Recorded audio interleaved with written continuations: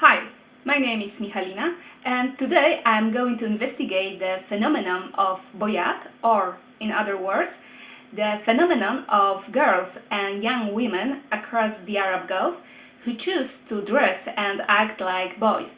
I would like to find out what are the causes of their behavior, how they are perceived by the society, and in what aspects they differ from another cultural practice that is present in Albania and in Afghanistan, in which some girls and women are selected to live as boys and men. Who are Boyat? I would like to begin with a short explanation of what Boyat as a word actually means, since it's a great example of how Arabic and English blend together and create new words in order to describe new phenomena that were previously unknown, such as Boyat, for example. So, shortly speaking, Boyat is a lexicalization of English boy, followed by the Arabic feminine suffix at, and it can be translated as tomboys.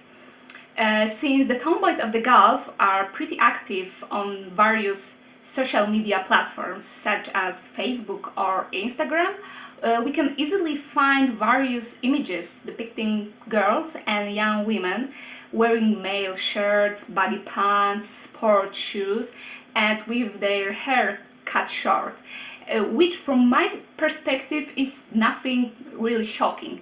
But it's not their style that I am really interested in. I'm rather interested in the reasons behind their clothes, behind their style. Those reasons would be? I would say that they fall into three major categories. The first category is challenging social norms. The second category is related to homosexuality and some gender issues.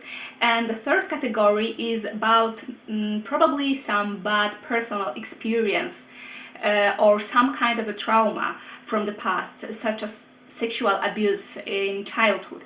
And in that regard, I mean the third category, in that regard, male personality is adopted as a kind of a shield against the society. However, today I would like to focus on the first category, which is challenging social norm, which is nothing new, I guess. If we look at the history of Europe, we will find plenty of women wearing male clothes in order to engage in activities that were previously reserved solely for men, such as obtaining education at university or fighting in a war. And such an approach is still justified and still in existence in conservative societies of the Arab Gulf. For example, girls in the Kingdom of Saudi Arabia wear male clothes in order to drive a car, for example, or even in order to watch a sport game, because as women they are not allowed to do any of that. And what does society think about Boyat? Society in general is rather hostile towards Boyat.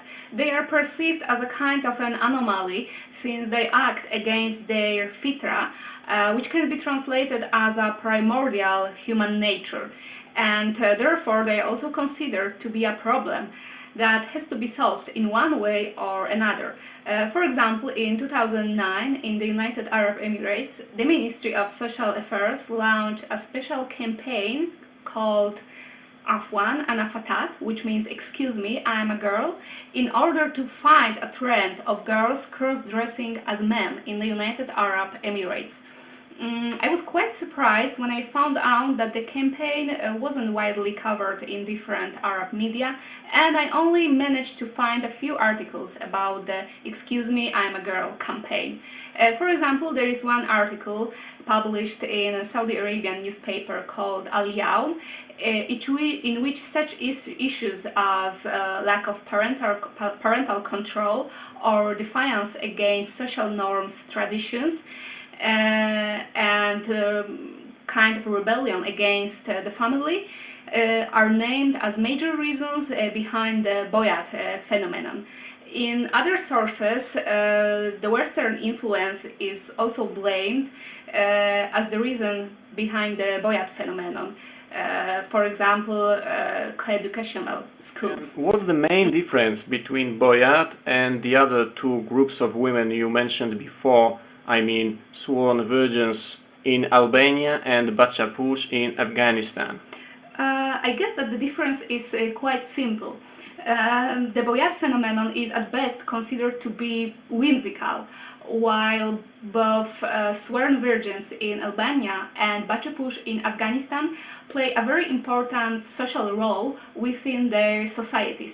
Simply speaking, both sworn virgins and Bachapush are selected girls and women who are allowed by their families to live and act as boys and men. It is really important, it is really crucial to those families with no sons or with no other male relative, since in those patriarchal societies a man is very important in order to protect women of his family.